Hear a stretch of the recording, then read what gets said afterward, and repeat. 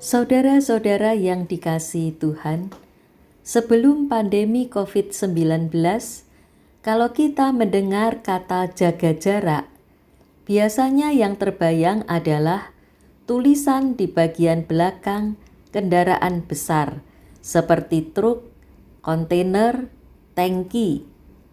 Jaga jarak antar kendaraan sangat dibutuhkan supaya kalau direm mendadak tidak terjadi kecelakaan beruntun. Kendaraan yang mengangkut benda-benda besar dan tajam juga harus menjaga jarak dengan kendaraan lain di belakangnya.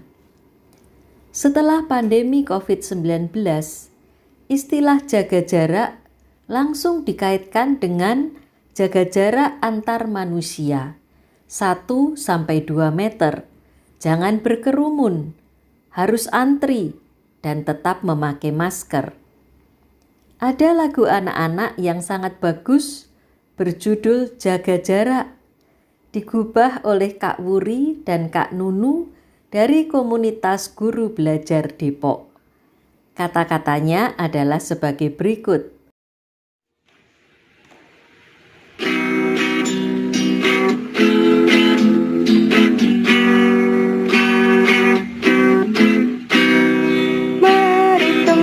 Semua rentangkan tangan kita, lihat kanan dan kiri, itulah jarak diri. Tidak saling bersentuhan, tak berarti bermusuhan. Ayo jaga dirimu agar sehat selalu. Saudara-saudara yang dikasihi Tuhan, jaga jarak terhadap persoalan, pergumulan, rasa duka cita dan kehilangan juga merupakan hal yang sangat penting. Mengapa? Supaya kita dapat memandang persoalan dan pengalaman itu secara objektif, sehingga kita dapat berefleksi, melihatnya secara lebih jelas dan mendalam.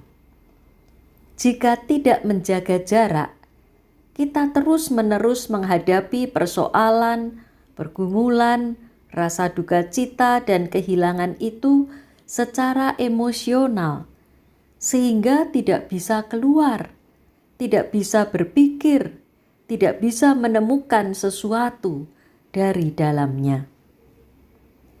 Dalam buku yang berupa memoir berjudul Finding Chika, sang penulis yang bernama Mitch Albom menuliskan pengalaman nyatanya dengan Chika, gadis kecil dari Haiti.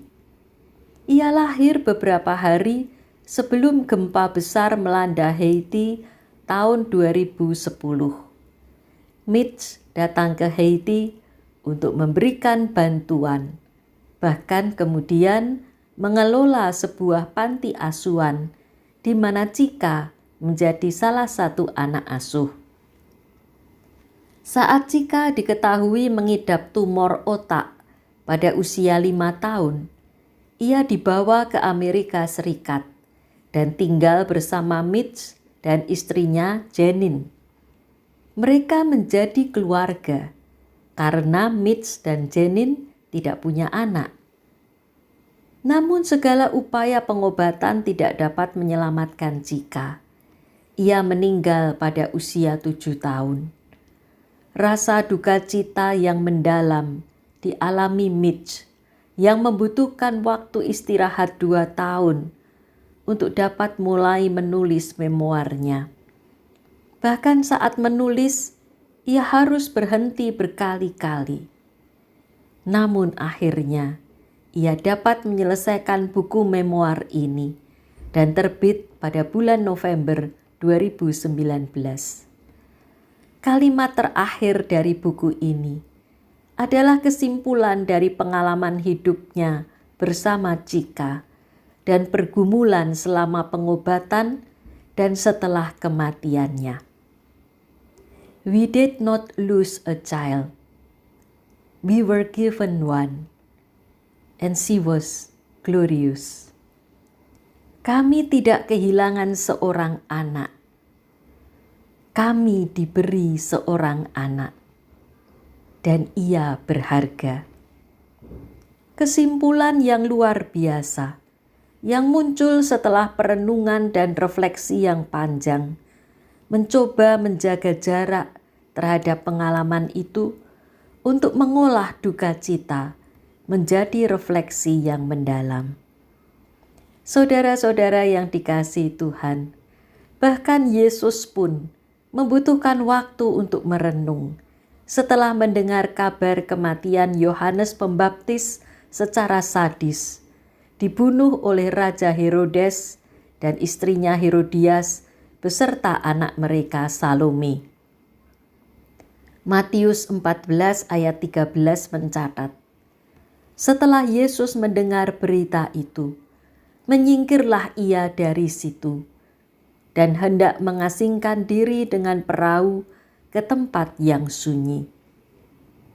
Yesus ingin menyendiri, menyepi ke tempat yang sunyi untuk merenungkan dan mengolah kabar duka cita yang sangat mendalam itu. Sayangnya Yesus kemudian tidak dapat melakukannya karena orang banyak menemui dia.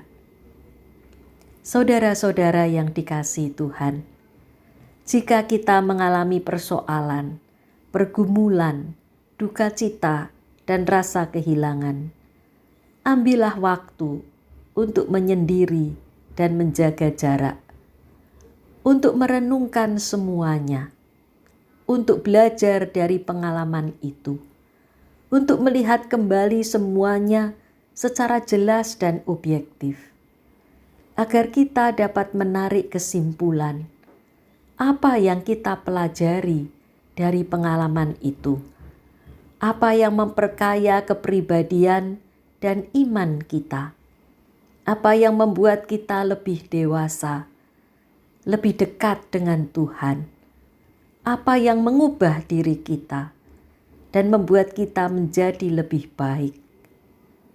Jangan berhenti hanya pada pengalaman, tetapi kita belajar dari pengalaman. Tuhan memberkati dan menyertai kita dalam merefleksikan semua pengalaman kita. Amin.